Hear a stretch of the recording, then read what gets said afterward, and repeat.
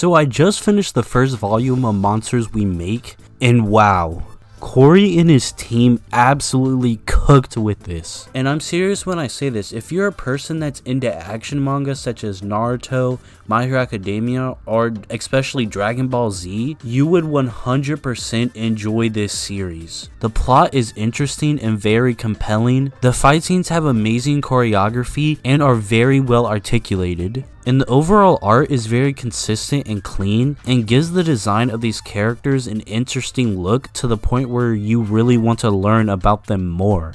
In this video, I'm going to be going over everything I just mentioned, so again, if you haven't read it, please pick yourself up a copy and read it for yourself. And just to get this out of the way, please like and subscribe, as well as comment and tell me whether or not you've read the book, if you liked it, if you didn't like it, and I'll make sure to read and reply to as many people as I can, because I still want to know people's opinion on this book, as well as how much they liked it. But yeah, enjoy. The story starts off inside of a metropolitan city called New Eden. And it's stated from the beginning that one building stands higher than any other building inside of this city. That building is owned by a company named Sanada. Reason being is because Sanada's technology, pharmaceuticals, and education is the most advanced in the entire world. And again, chef's kiss to the artist because we get some excellent drawings of the environment in terms of what New Eden looks like. We have kind of like a cyberpunk type feeling in terms of the technology. I wouldn't say nearly as advanced as say human cybernetics, but the story definitely takes place somewhere far into the future. To get a better picture, kind of imagine San Francisco from Big Hero 6, because when I think of New Eden, that's kind of what I think about. And essentially, the people that live inside New Eden are typically very well off people in terms of job placement and how much money they make. Essentially, the people that live here are higher class. And we come to figure out that the reason why New Eden is so high class is because a strange event that took place 17 years ago from the present time of when this manga takes place.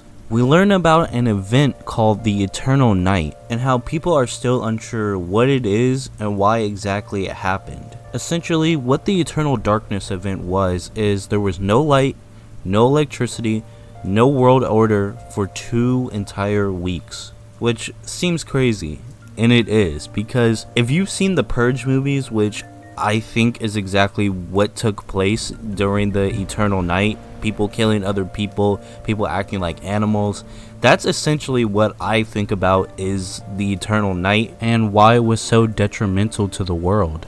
But the saving grace during this period is the company that I mentioned earlier named Sanada, which, I quote, restored the light like a modern day Prometheus, which essentially just made its reputation and why the company's so big to this day. The story isn't entirely clear about what happened during this time of eternal darkness, but we learn after the fact that everything changed. And already we have some pretty good things to look forward to. You know, like Sanada, what did they do to specifically become this, godlike figure to the people of New Eden, as well as what exactly took place during the Eternal Darkness, what took place during that 2 weeks, as well as what was the reason for it happening in the first place. And I just think already this is really good because it kind of establishes what this entire arc or what the entire series might just be about. And something that I really enjoyed about this series so far is how well it really established its environment. For example, we see that about everyone nowadays inside this society are just about addicted to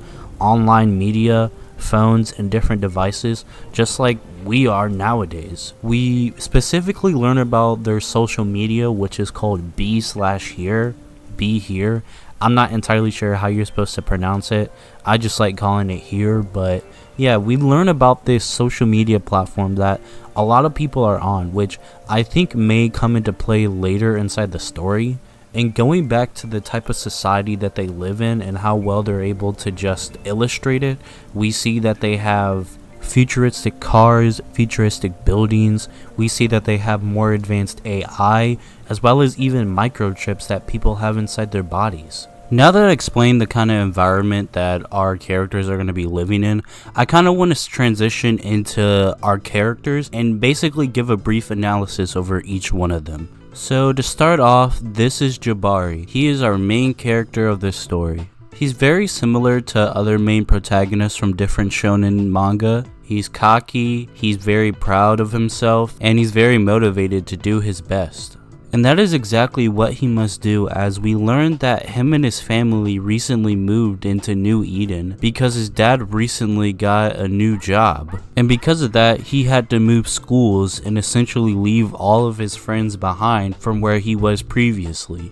And we get this really nice dialogue between Jabari and his father that essentially tells us their situations and what their family is currently going through right now. We learn that they moved 3 different times in a single year, and Jabari even brings up the fact that should he even bother making friends at all this time. And from this, we obviously that he's upset that this has happened. But the school that he's going to, New Eden Academy, we learned that he actually got a full ride scholarship to the school. This is because we learned that he has a very profound proficiency inside of music, as the reason for his scholarship is because he played a song at a concert that got the attention of higher ups. This ability to play music so well, I think also stems back to his ability when it comes to hearing in general, as we figure out that he kind of has a problem with hearing.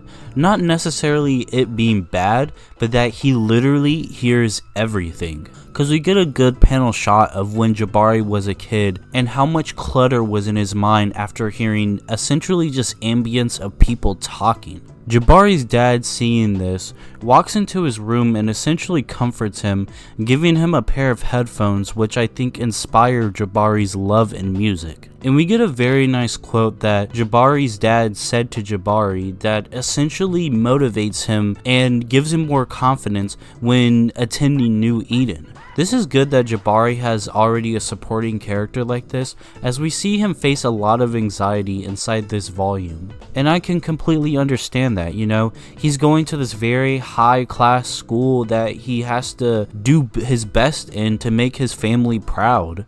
And that is exactly what he does, and I think what we even see, as we also figure out that not only is he skilled in music, he is also gifted athletically as well. He essentially has the exaggerated swagger of a black teen. And this ends up essentially being his downfall, or whatever you would like to call it, as he gets recruited by Madame Deem to help fight these monsters, also known as leakers, that I'll get into later. On to our next 4 characters, which I'll be very brief about as we still don't know a lot about them, but we're introduced to this group called Team Alpha, who are essentially students that still attend New Eden, but are tasked with a special mission. That mission is to essentially help take out these leakers that run rampant around the city. So for our first character that's part of this group, we have Liam, who's essentially the leader of them. He's the first person to greet Jabari when he first makes it to the school,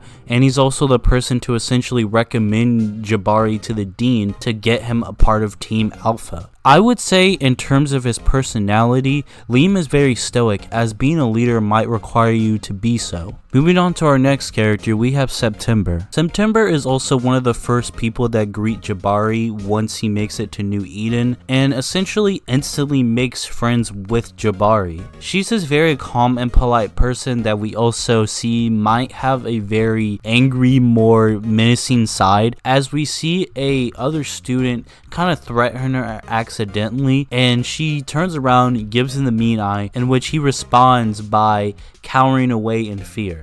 In terms of her role to the team, she's the healer, which is one of her abilities that she has that I'll get into after I'm done analyzing these last 2. For our next character, we have Han, who is mentioned at the beginning by Sep, but we learn that Han is essentially their tech guy.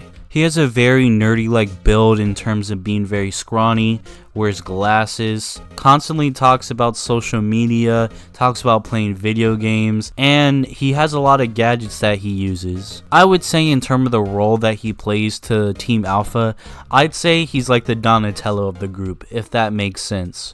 Moving on to our last character, we have Alicent, who is essentially just the Raphael of the group if I'm gonna bring up another Ninja Turtle. She's hot-headed, she's a powerhouse, and immediately starts beef with Jabari as soon as they meet each other. And Alicent looks like to be the character that we know the most about so far out of Team Alpha, because we see a panel that kind of puts in your head that as a child, she had a perfectionist mom that essentially abused her to the point where she would outright exhaust herself, which kind of makes her cold and mean, but at the same time makes her the powerhouse that she is.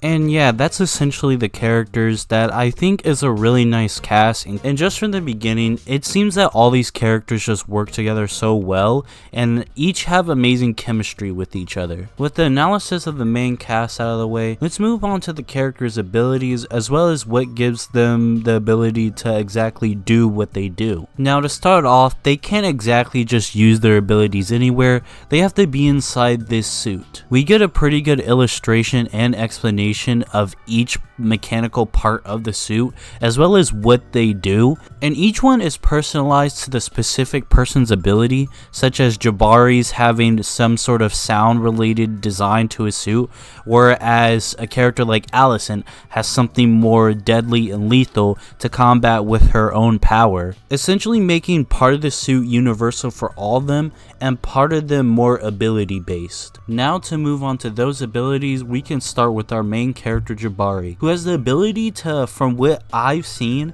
essentially take sound from all around him and emit it out of his own gauntlets, which is such a dope ability, because if there's anything I like about like anime in general, is definitely their sound effects. And if this manga has any chance of being adapted into a anime, I would really love to hear what that might sound like. I can just imagine an extreme like bass boosted attack that just blows away stuff. Moving on to our next character, I'll just go over the same order I did the character analysis. We have Liam, whose ability is not exactly explained.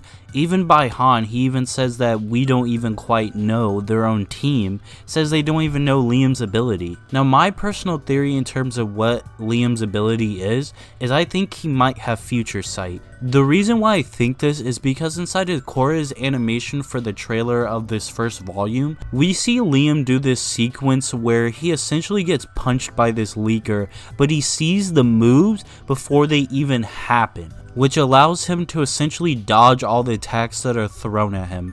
So similar to like the Sharingan from Naruto, or even Garnet's future vision from Steven Universe, I think Liam and those abilities that I just mentioned are kind of similar to his own. Moving on to September, and like I said earlier, she's the healer of the group, and it seems like her healing abilities are more plant-based, to the point where she'll actually get just plants from the ground to wrap up a person and to essentially like either regenerate them or put them inside of like a sedative state. Moving on to Han, we kind of see that he has the innate ability to essentially just be very tech savvy, as he understands technology and how it works in an all well-rounded way. Part of me wouldn't be surprised if in the future we see Han redesign the suits that they are currently wearing. And last but not least, we have Alicent, who Han straight up says her ability is just raw power. And we see this through the leaker fight that she actually faces one-on-one with. And while she doesn't outright beat the thing, she does cause it a lot of damage. Her suit also reflects her abilities, as we see gauntlets that are attached to her suit that I think also complements her raw power, which I believe enhances how strong she can punch based on the injections that are inside of her gauntlets. And yeah, so far those are the characters' abilities. While not very complicated as say like Hunter x Hunter or Jujutsu Kaisen, I will say while it being very basic, I think it's very interesting. And I think as a group they each have a quality to bring something to the team. And now I think is a good chance to transition into what exactly our team will be facing, the monsters, or also known as leakers. From the explanation of the manga and the illustrations that were made, leakers seem to be humans who are pent up with trauma and hardship. Instead of learning or having a figure to be there to essentially help them get out of that situation, they kind of let it take over them and they turn into this being of pure negativity that wants to wreak chaos. We see a good example of this from this one character named Dylan, who essentially turns into one of these monsters after losing his job, not being able to afford rent, as well as his own wife threatening to take his kid away. All that anger, all that trauma, and all that stress essentially built up inside of him, essentially turning him into a giant scorpion, or, you know, a leaker. And I think this kind of relates back to the entire title of the story, because this is essentially the monster that they made, if you will. This guy went through a lot of stuff because of what other people put him through, and essentially caused him a lot of stress, because in a way, we kind of do the same exact thing, and in the long run, it's truly the monsters that we make, if that makes sense. And this sounds corny, but you truly never know what a person has been through. And in this case, Dylan really had no one to really talk to, you know? Because this could have easily been any of our other characters, especially Jabari having to move to different places, having to handle with the stress of making his family proud, you know? And since he had that role model of his dad, we didn't see him, you know, end up like Dylan. And that's just my analysis based on what I've read and what I feel like that I've analyzed throughout the text as well as the title. But if you guys have different opinions in terms of how you see the title is, as well as what these characters are going through, please let me know inside the comments below. But we essentially see Dylan not only let this stressfulness overtake his body, he also ends up murdering his own family. Now, of course, this isn't really actually Dylan, as it would seem as if he let all the stress essentially turn him into this monster, which is essentially what leakers are. That's essentially my analysis on leakers and what I made them out to be based on illustrations and the text as well. But speaking more on illustrations, I'd like to move on how good the art is inside of this book. The artist for the series that essentially made the principal art for all of this is Andrew Gong, and if you're not familiar with who Andrew Gong is, this is some of his art. Yeah, so you probably have seen it before, but the fact that Cory got him on this project is so dope. Andrew Gong was very well known for a lot of his action art that he made between different anime characters, and I'm happy that we see a good representation of it inside of this manga. I gotta say, the perspective shots also, and I love perspective inside of art in general. The perspective shots from the environment as well as the perspective shots from characters doing attacks and everything is very, very good. Overall, Andrew Gong did an excellent job, especially on the environment, as he was able to paint a very clear picture about the time period they were in, as well as different structures. And at the time of reading this is the digital edition. I just can't wait until my physical copy comes in so I get my hands on it so I can actually enjoy it. But yeah, that was essentially my analysis. Again, if you enjoy stuff like this, let me know in the comments below, as well as your opinion on the series and whether or not you plan to read it or if you read it already. Anyway, you guys know the deal. Like, subscribe, and I'll see y'all later. Peace.